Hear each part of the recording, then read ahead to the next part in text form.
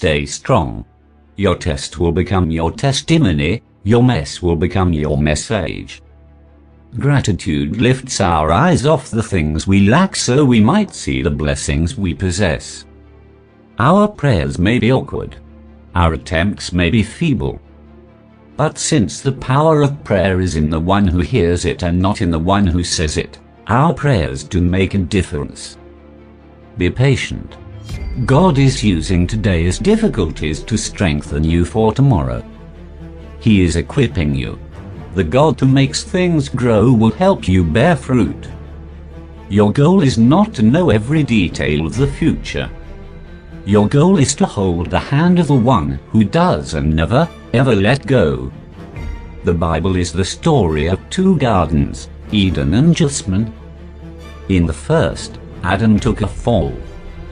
In the second, Jesus took a stand. In the first, God sought Adam. In the second, Jesus sought God. In Eden, Adam hid from God. In Gethsemane, Jesus emerged from the tomb. In Eden, Satan led Adam to a tree that led to his death. From Gethsemane, Jesus went to a tree that led to our life. The presence of fear does not mean you have no faith. Fear visits everyone. But make your fear a visitor and not a resident. Here's what you need to keep in mind. You no longer have yesterday. You do not yet have tomorrow. You have only today. This is the day the Lord has made. Live in it. A woman's heart should be so hidden in God that a man has to seek him just to find her. If you knew Jesus was coming tomorrow, what would you do today? Then do it. God is God. He knows what He is doing. When you can't trace His hand, trust His heart. God gives us people to love and things to use, not things to love and people to use. The people who make a difference are not the ones with the credentials but the ones with the concern. When you're full of yourself, God can't fill you. But when you empty yourself, God has a useful vessel. Love, joy, peace, patience, kindness, goodness, faithfulness, gentleness, and self-control. To these I commit my day. If I succeed, I will give thanks.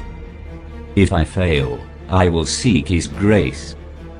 And then, when this day is done, I will place my head on my pillow and rest.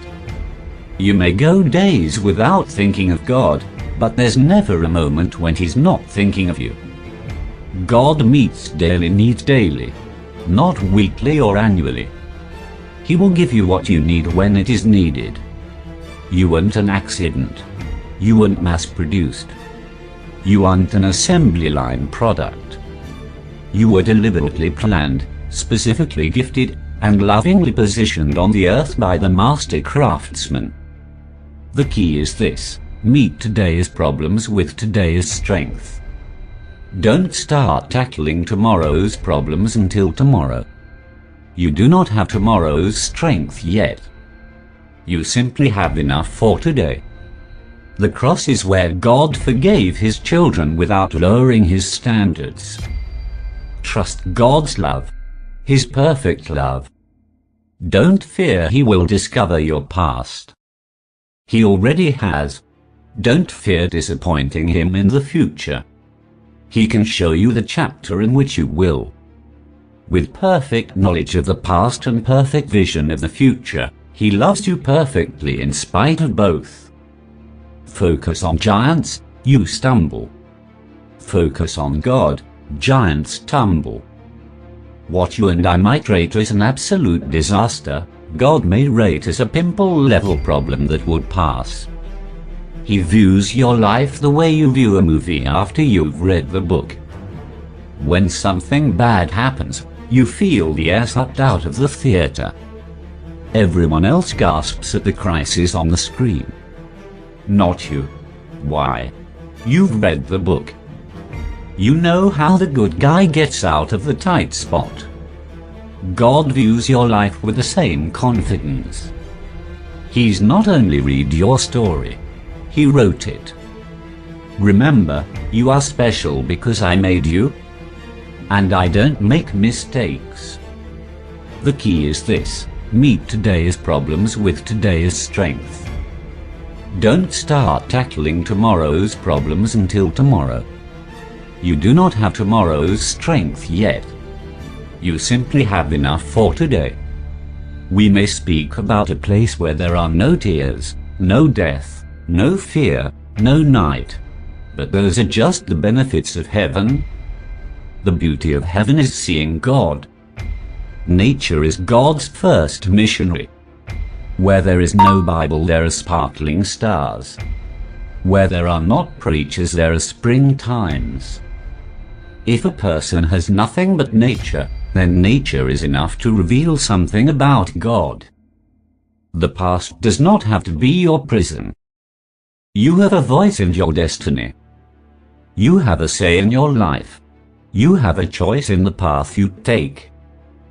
Even though you may not understand how God works, you know He does.